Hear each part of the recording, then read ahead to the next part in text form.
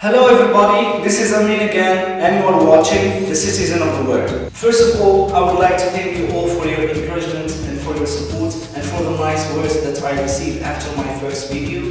And in this occasion, I would like to thank 3 people who have commented on my video on YouTube. And these people are Kids Club TV, The Groundless, and Atiqa. Thank you so much. And special dedication to Fatih Islam, who is watching me now. Special dedication.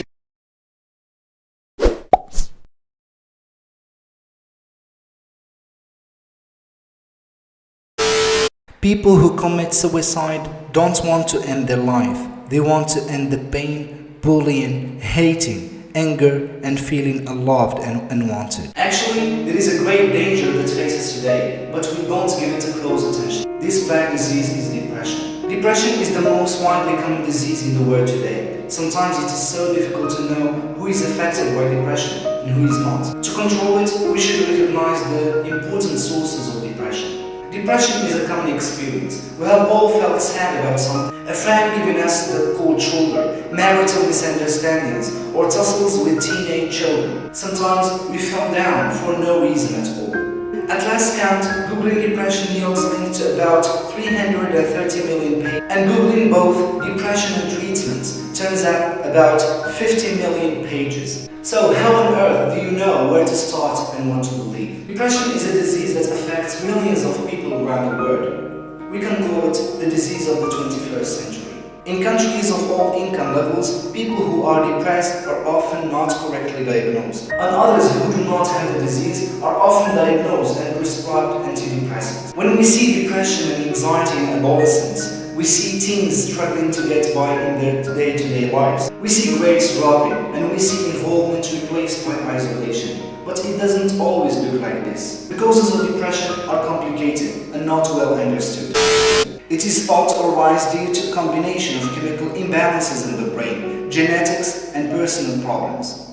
But it can also be triggered through seemingly innocent things that we are exposed to on a daily basis.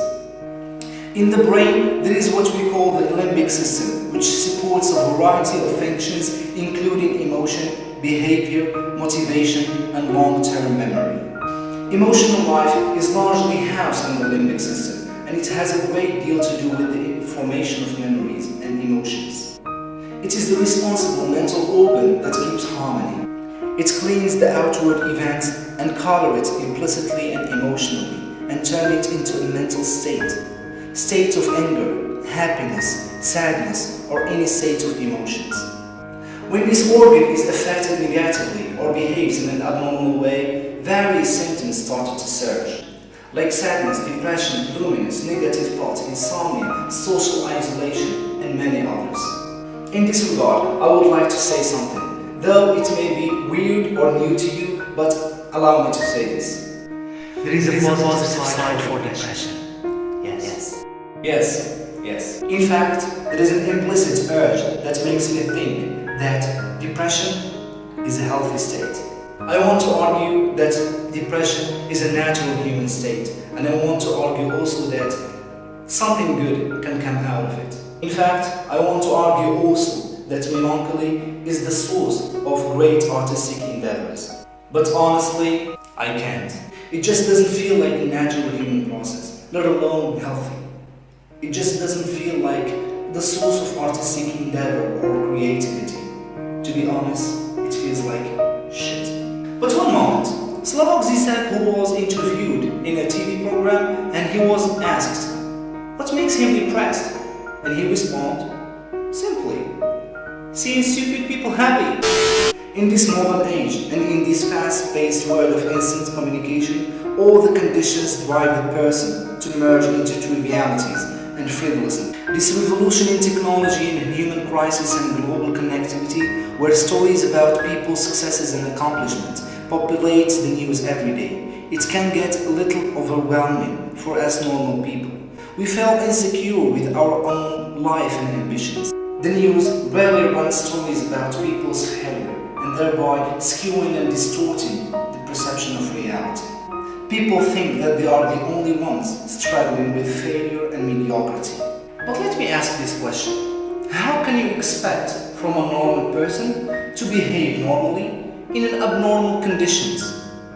In fact, recently I become less judgmental and I started to make excuses for people who behave weirdly and strangely, simply because if we get exposed to people's condition and the situations they grow up, we will realize at the end of the day that their behaviors is so normal. Entertainment media doesn't help. TV shows and movies show us these idyllic versions of people's life that just doesn't live up to realistic portrayals of people's real life. We see geniuses seemingly building million-dollar businesses overnight, romantics running into their soulmate by chance encounter at a bus stop. When that doesn't happen to us, we start unconsciously questioning our life and our self-worth. But this is not how normal people's lives are. In this respect, I would like to raise a very interesting point here, which considered to be the first cause of depression today.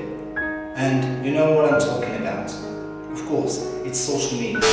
The thing that most people tend to forget about social media is that it is very carefully constructed facade of skin-deep reality. It is very carefully filtered view of a few selected moments from people's lives. People only share what makes them appear in a more likable and attractive light. The mistake that most of us make is thinking that there is any depth to it. I'm sure we all have been envious of our friends' vacation pictures on Instagram, YouTube videos of them skydiving while screaming their lungs out. It's hard not to be jealous. They come back with these amazing stories to tell and we are jealous of how wonderful their lives are. And since our perception of success is tied to the lives of our peers, we tend to conclude that our life is like a shit. However, what they don't post on Facebook and not talk about at parties is that they too have failures, just like everyone else does.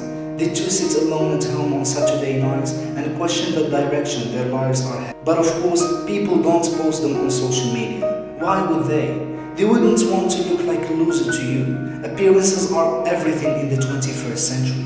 We try our hardest to make other people as jealous as we possibly can. And that is the only true currency in the world of social media.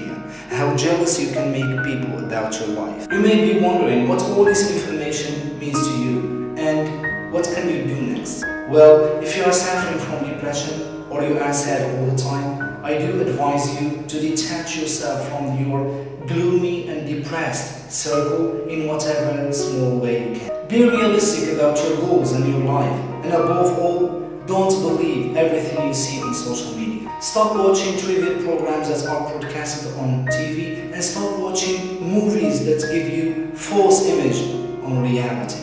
Stop using your phone or your laptop a lot and try to meet with people face to face rather than conversing with them on Messenger or WhatsApp. Force yourself to go outside and enjoy the sun and the smell of the open air.